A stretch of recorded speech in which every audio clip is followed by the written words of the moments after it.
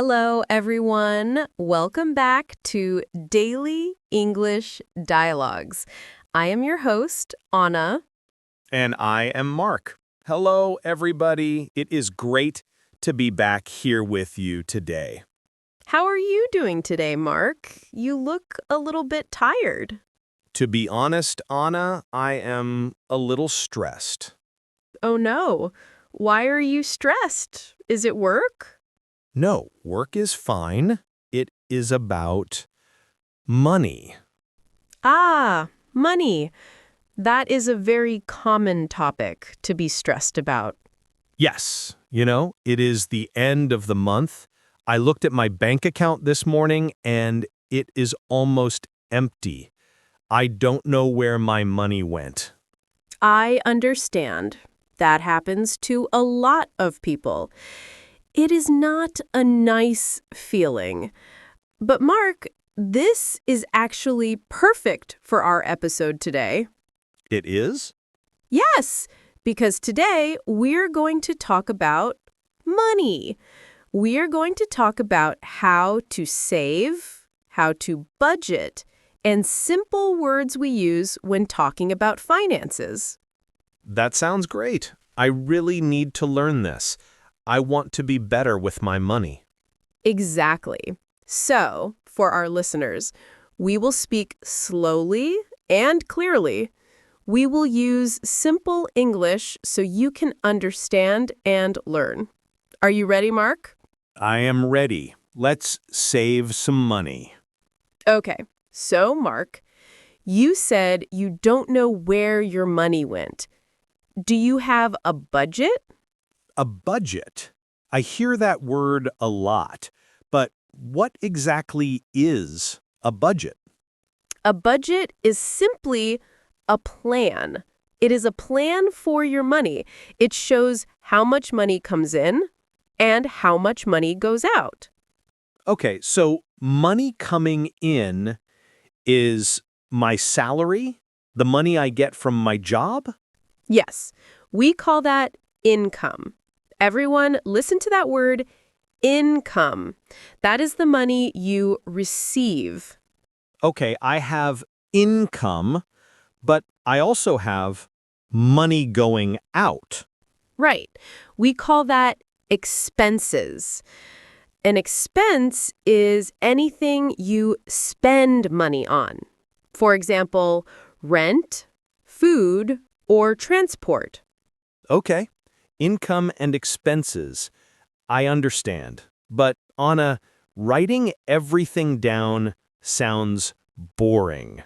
Is it really necessary? It might be boring, Mark, but it is very important. If you don't track your expenses, you will lose money. Tell me, what did you buy yesterday? Let me think. Yesterday, I bought a coffee in the morning. Then I took a taxi to work because I was late. For lunch, I went to a restaurant with a friend. And in the evening, I ordered a pizza. I see. Mark, those are a lot of expenses for one day. Really? It didn't feel like a lot. The coffee was only $5. Yes, but small things add up. Add up means they grow into a big number. Let's look at your day. Coffee, taxi, restaurant lunch, pizza dinner. That is 4 times you spent money in one day. When you say it like that, it sounds like a lot. It is. This brings us to a very important concept in English and in finance. It is called needs versus wants. Needs versus wants. Can you explain that? Sure. A need is something you must have to survive. You cannot live without it. Okay, like water? Yes, water, food, a house or apartment to live in, medicine when you are sick. These are needs. Okay, and a want. A want is something you would like to have, but you do not need it to survive. It makes you happy, but it is not essential. I think I understand.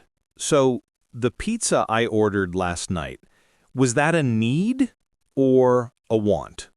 Well, you need food to live.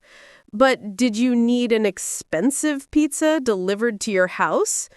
Or could you cook something simple at home? I could cook at home. So, the pizza was a want. Exactly. And the coffee. You can make coffee at home for very cheap. Buying it at a cafe is a want. Wow. I spend a lot of money on wants. Most people do, Mark. It's normal. We want to enjoy life. But if you want to save money, you have to be careful. You should try the 50-30-20 rule. The 50-30-20 rule. That sounds like a math problem. I'm bad at math. Don't worry, it's simple math. Imagine all your income is 100%. The rule says 50% should go to your needs. Rent, groceries, bills. 30% can go to your wants. Movies, dining out, hobbies. And 20% should go to savings. Wait, 20% to savings? That sounds like a lot. It is a goal. Maybe you cannot save 20% right now. Maybe you can only save 5%. That is okay. The important thing is to start. I like that. Just start small. So, Anna, how can I stop spending so much on my wants? Do you have any tricks? I do. I have a favorite rule. It is called the 24-hour rule. The 24-hour rule. What is that? It is for shopping. Mark, do you ever go to a store, see a nice jacket or a new gadget, and buy it immediately? Oh, yes, all the time. I love buying new things. We call that impulse buying, right? Yes, impulse buying. That is a great vocabulary word. Impulse means you do it suddenly, without thinking. So the 24-hour rule helps stop impulse buying. If you see something you want to buy, you must wait 24 hours. Wait a whole day? Yes, go home, sleep on it. If you still really want it the next day and you have the money, you can buy it. But usually after 24 hours, you realize you don't really need it. That is very smart. Usually, when I go home, I forget about the thing I wanted to buy. Exactly! You save money by doing nothing. I'm going to try that next time. Okay, Anna, let's talk about food. You mentioned cooking at home. Yes, food is one of the biggest expenses for people. Eating at restaurants is expensive. You pay for the food, the service, and the tax. And the tip. In some countries, you have to leave a tip. True. If you cook at home, it is much cheaper. Mark, do you know how to cook? Well, I can make toast, and I can boil an egg. That is a start. You can learn. There are many videos on YouTube. If you bring your lunch to work instead of buying it, you can save maybe $10 a day. $10 a day? That is $50 a week. That's $200 a month. Yes! See? Small changes make a big difference. With that $200, you can start an emergency fund. Emergency fund. That sounds serious. What is that? An emergency fund is money you keep safe in the bank. You do not touch it. You only use it for emergencies. What kind of emergencies? For example, if your car breaks down and you need to fix it, or if you get sick and need to go to the doctor, Or in a very bad situation, if you lose your job. Ah, I see. So it's like a safety net. It catches you if you fall. That is a beautiful way to say it. Yes, a safety net. I definitely do not have an emergency fund right now. If my car breaks down today, I'm in big trouble. Then that's your first goal, Mark. Try to save $500 or $1,000 just for emergencies. Okay, I will try. I will stop buying expensive coffee in the morning. I will make coffee at my house. That is a great first step. Can we talk about cash versus credit cards? This is confusing for me. Sure, what is confusing? Well, credit cards are very easy to use. I just swipe the card and I get the things I want. It feels like magic money. That is the danger. It is not magic money. It is debt. Debt. D-E-B-T. The B is silent, right? Correct. Debt is money you owe to someone else. When you use a credit card, you are borrowing money from the bank. You have to pay it back. And if I don't pay it back quickly? Then the bank charges you interest. Interest. That is the extra money I have to pay? Yes, and credit card interest is usually very high. If you buy a pair of shoes for $100 on a credit card and you don't pay it off, those shoes might eventually cost you $120 or $130 because of interest. That is terrible. I don't want to pay extra for my shoes. Then you should try using cash or a debit card. A debit card takes money directly from my bank account, right? Yes, if you have no money in your account, the debit card will not work. It stops you from spending money you don't have. I think I should switch to cash for a while. It is real. I can hold it in my hand. When I give it to the cashier, I feel the pain of spending it. That is actually a very popular psychological trick. Using physical cash makes you spend less because it feels more real than a plastic card. Okay, so let's review what we have learned so far. 1. Make a budget. Know your income and expenses. 2. Understand needs versus wants. 3. Use the 24-hour rule for shopping. 4. Try to cook at home to save money. 5. Be careful with credit cards to avoid debt. That is a great summary, Anna. It sounds simple, but it is hard to do. It takes practice, Mark. It is like learning English. You cannot be perfect on day one. You have to practice every day.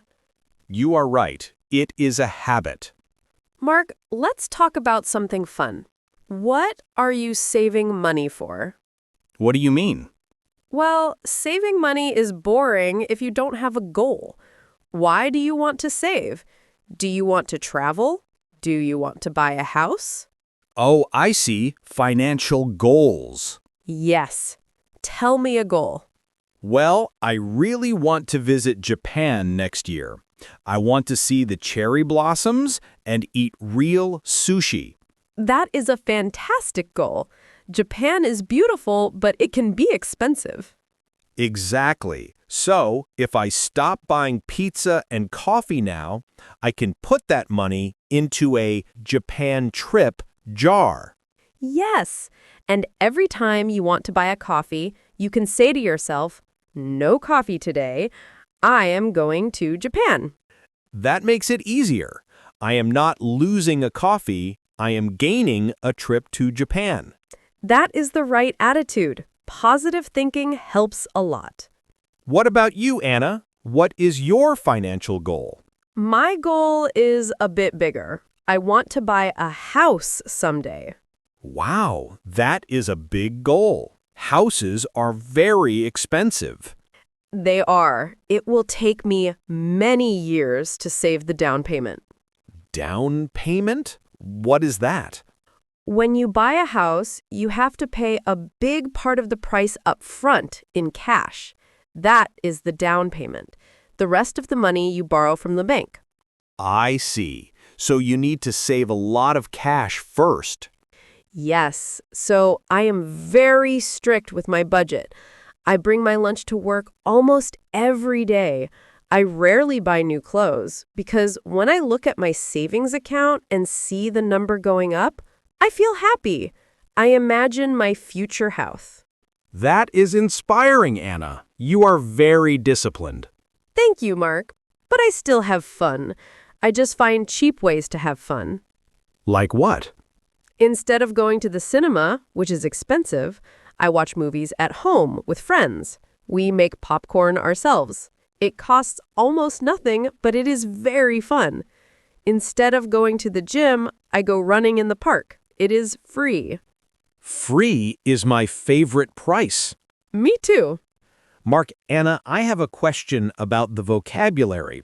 We use the word cheap and frugal. Are they the same? That is a very good question. They are similar, but the feeling is different. If you call someone cheap, it can be a little bit negative. It means they hate spending money, even when they should. For example, if you go to dinner with a friend and they don't leave a tip for the waiter, you might think, he is cheap. Okay, so cheap is not a compliment. Usually no, but frugal is a positive word. Being frugal means you are smart with money. You value your money. You don't waste it. You look for good deals. I see. So I want to be frugal, but I do not want to be cheap.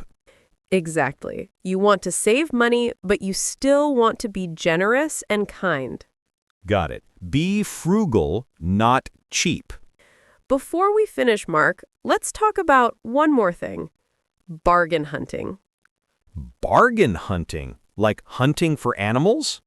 No, a bargain is something you buy for a good price, a cheap price.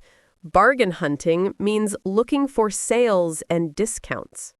Oh, I love sales. I love seeing the sign that says 50% off.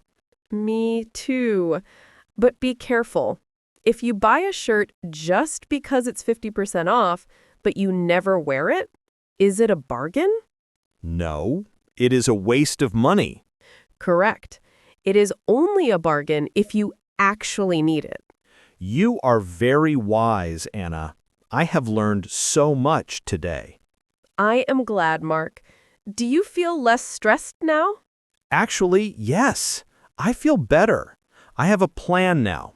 Tonight, I am going to go home, open my laptop, and check my bank account. I will write down my income and my expenses. That is excellent. And tomorrow? Tomorrow, I will bring my lunch to work. No restaurant. Perfect. And the coffee? I will make coffee at home, but maybe on Friday, as a treat, I will buy one coffee. That sounds fair. It is important to treat yourself sometimes. If you are too strict, you will give up. Thank you, Anna. This was a very helpful conversation. You are welcome, Mark. Mark, do you think our listeners learned some new words? I hope so. Let's do a quick recap of the key vocabulary we used today. Okay, I will list them. Number 1, budget, a plan for your money. Number 2, income, money coming in. Number 3, expenses, money going out, spending. Number 4, needs versus wants, things you must have versus things you like to have. Number 5, emergency fund, money saved for bad situations. Number 6, debt, money you owe to others. Number 7, frugal, being smart with money. positive. That is a great list. Listeners, if you want to practice, try to write a sentence with each of these words in the comments section below. Yes, tell us in the comments, what is one thing you are saving money for? Is it a trip, a car, a phone? We want to know. And don't forget to like this video and subscribe to Daily English Dialogues for more conversations like this. We release new episodes every week to help you improve your listening and speaking skills. Thank you for listening, everyone. Good luck with your budget. See you next time. Bye-bye. Goodbye.